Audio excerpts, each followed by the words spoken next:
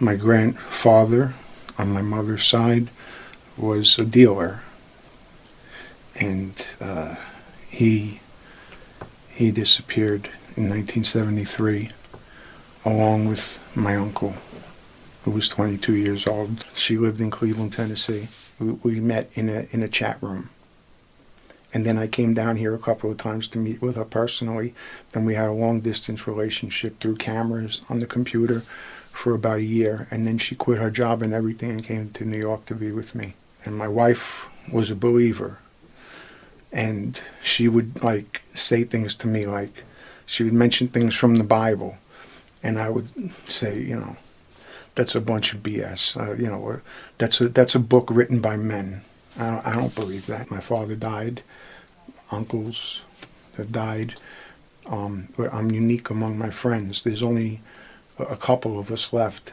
Dozens and dozens of them have died from overdoses or AIDS or whatever. There's me and basically this guy Steven, and there's really nobody else. Her mother sent a box of books, some materials, and one of them happened to be this little booklet, okay?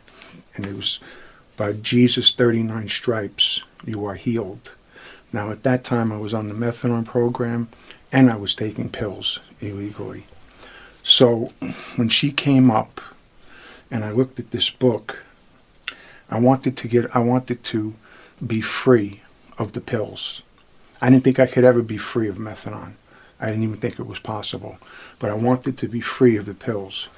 So I would take this book in secret and start reading it.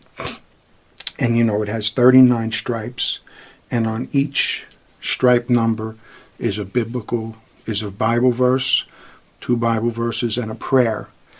I started reading the book and praying the prayers, not even knowing exactly what I was reading. I almost died a couple of times, and I couldn't even hardly sit up in bed, okay?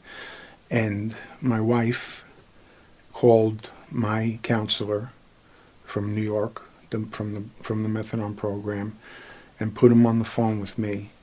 And he said, Rocco, I hear what's going on.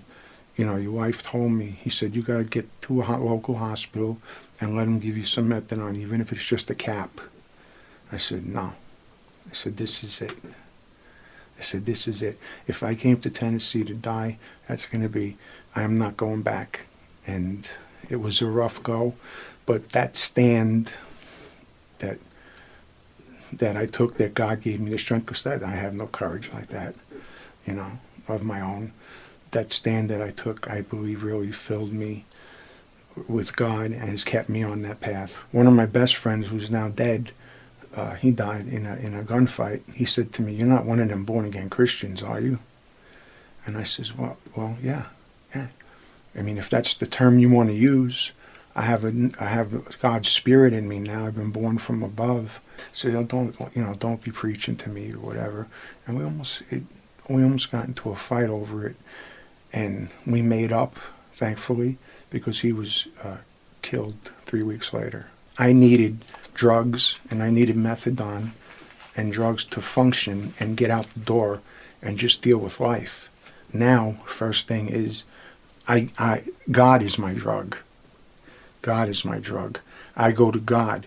He gives me himself, and I deal with the world. And that's the biggest change for me. If this story inspired you, take the steps to change your life. The first step is always to say, Jesus, help me. Come On, Let's Go distributes hundreds of similar stories of lives changed by Jesus Christ. If you want to be part of this vision, go.